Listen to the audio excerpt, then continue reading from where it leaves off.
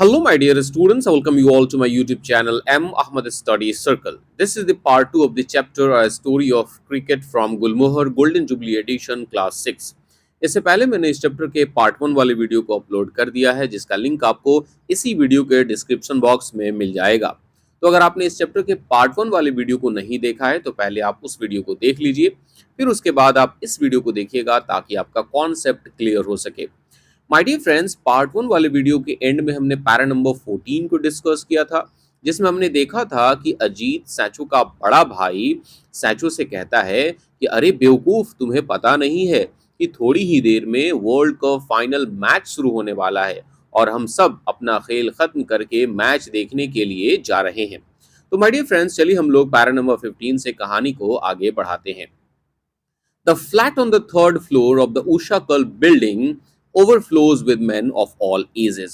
बताया गया है कि उषा कल बिल्डिंग के तीसरे माले का जो फ्लोर है, तीसरे फ्लोर का जो कमरा है, वो हर उम्र के लोगों से एकदम ठसाठस भरा हुआ है।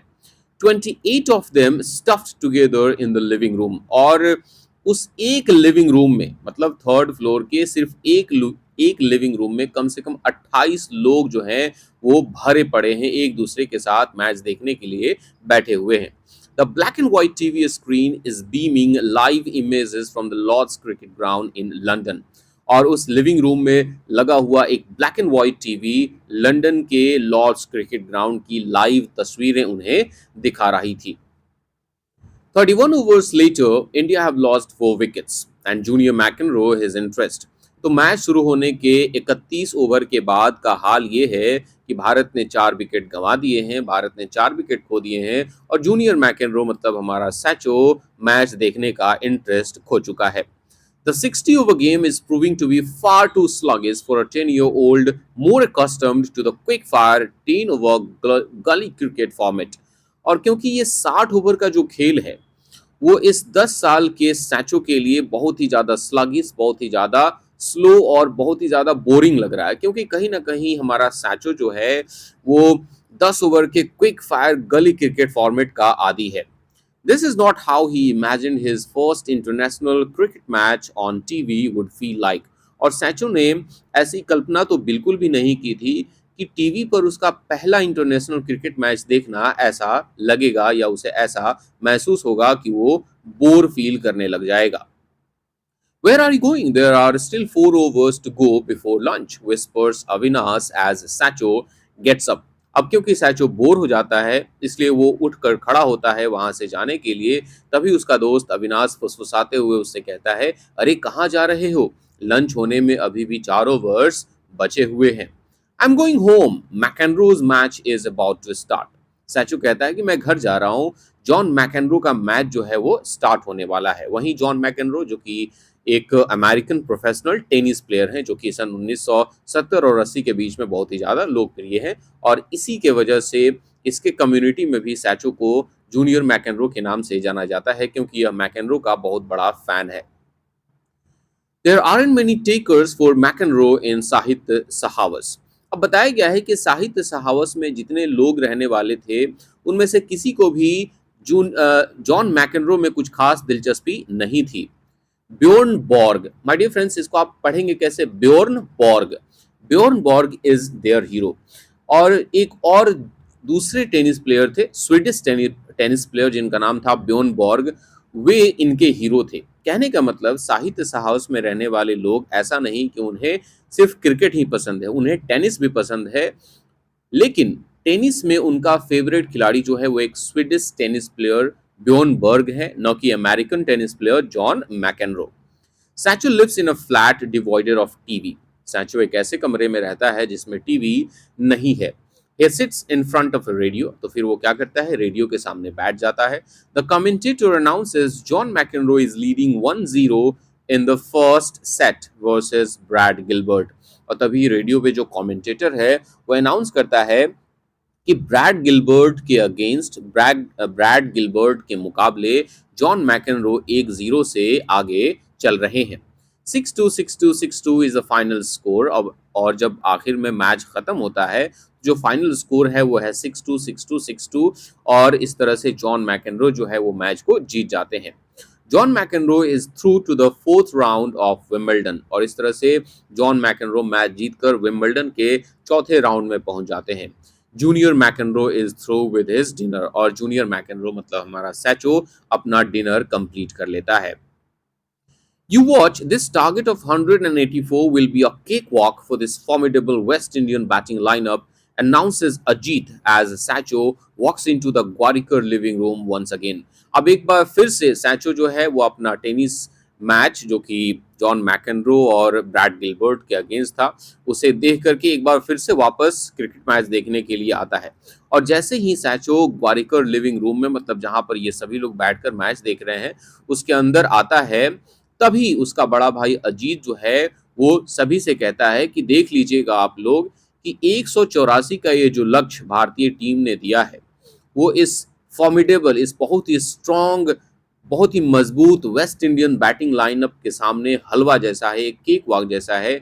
यह वेस्ट इंडियन बैटिंग लाइनअप बहुत ही आसानी से इस टारगेट को अचीव कर लेगी, ऐसा मानना है किसका, अजीत का। But well past midnight, the most outlandish dance moves are rocking the third floor flat of the Usha Kal building. लेकिन वहीं मध्य रात्रि के बाद, वहीं मिडनाइट के बाद क्या होता है, उषा कल बिल्डिंग का जो तीसरा माला है, जो थर्ड फ्लोर है, वहां पर अजीबो गरीब तरह से लोग जो है वो डांस कर रहे थे। वहां पे बहुत ही लोग मतलब अतरंगी और काफी अजब अजब हिसाब से, अजब अजब स्टाइल से लोग जो हैं वो डांस कर रहे थे, लोग खुशियां मना रहे थे। तो आखिर किस बात की खुशियां मनाई जा रही थी, लोग इतना झूम क्यों रहे थे, इतना नाच क्यों रहे थे? The last man Michael holding is out. West Indies team का जो लास्ट मैन है, जो लास्ट बैटर था जिसका नाम माइकल होल्डिंग था, वो भी अब आउट हो चुका था। The West Indies have folded for 140 और इस तरह से वेस्ट इंडीज की टीम 140 रनों पर सिमट गई थी। 43 रन शॉर्ट ऑफ इंडियाज 183 और इस तरह से भारत के दिए गए लक्ष्य 183 से 43 रन कम पर ही वेस्ट इंडीज की टीम सिमट पड़ी थी। Kapil and his devils are the new world champions और इस तरह से कपिल और उनके खूंखार जो प्लेयर्स हैं, उनके जो डेविल प्लेयर्स हैं, वो अब वर्ल्ड चैंपियंस थे। कपिल मतलब Kapil Dev. The greatest underdog story in cricket has been written और इस तरह से क्रिकेट के इतिहास की सबसे महानतम अंडरडॉग स्टोरी लिखी जा चुकी थी। अंडरडॉग स्टोरी कहने का मतलब जब आप किसी एक पर्टिकुलर खिलाड़ी को या किसी पर्टिकुलर टीम को कमजोर आंकते हैं और आपको लगता है कि ये टीम बहुत ही कमजोर है, लेकिन वो टीम अगर आपको सरप्राइज कर दे, मैच जीत कर आपको हैरान कर दे, तो फिर इसे हम लोग एक अंडरडॉग स्टोरी कहते हैं। A carnival like a carnival like atmosphere has engulfed the entire city. पूरे शहर में मानो कि एक उत्सव का माहौल था। ड्रम स्ट्रमिंग, ढोल नगाड़े बज रहे थे, क्रैकर्स क्रैकिंग, पटाखे फोड़े जा रहे थे, sweets in every mouth at every street corner और सड़क के हर कोने पे हर एक इंसान के मुंह में बस मिठाई थी। लोग खुशियां मना रहे थे, अपना मुंह मीठा कर रहे थे। After dancing and rejoicing on the streets, Sachu and gang have settled down on the benches of a community park. तो सड़कों पर नाचने के बाद, झूमने के बाद, खुशियां मनाने के बाद सैचो और उसका गैंग एक कम्युनिटी पार्क में लगे हुए बेंचेस पर बैठ गए हैं। Listening to Ajit and his friends recall some key moments from the final और वे लोग अजीत और उसके दोस्तों के द्वारा उस फाइनल मैच के कुछ इंपॉर्टेंट मोमेंट्स, कुछ की मोमेंट्स के बारे में बातें करते हुए सुन रहे हैं। इट्स 2 AM, अब रात के 2 बज चुके हैं। But there are no deadlines tonight, लेकिन आज रात की कोई सीमा नहीं है, लोग काफी खुश हैं। अब यहाँ पर जो दूसरा डेट है वो है 26 जून 1983, मतलब भारत के वर्ल्ड कप मैच जीतने के अगले दिन का यहाँ पर हिसाब किताब दिया गया है। लेट्स सी आगे अगले दिन क्या होता है। The central park at Sahitya सहावर्स is witnessing an engrossing cricket match amongst the 16 years and above, a Sunday morning feature। बताया गया है कि अगले दिन साहित्य सहावस के सेंट्रल पार्क में 16 साल और उससे बड़े उम्र के बच्चे मैच खेल रहे थे और ये एक बहुत ही दिलचस्प मैच था और साहित्य सहावस का यह सेंट्रल पार्क इस मनोरंजक मैच को देख रहा था, उसे विटनेस कर रहा था। और ये संडे मॉर्निंग फीचर था। संडे मॉर्निंग में हर रोज शायद इसी तरह के मैचेस वहां पर खेले जाते थे। Sacho walks out of his building and heads towards the adjoining one to meet his friend. एक बार फिर से मैं पढ़ता हूँ। Sacho walks out of his building and heads towards the adjoining one to meet his friend. तभी सैचो क्या करता है, अपने बिल्डिंग से बाहर निकलता है और वो बगल वाले बिल्डिंग की तरफ अपने दोस्त से मिलने के लिए जाता है।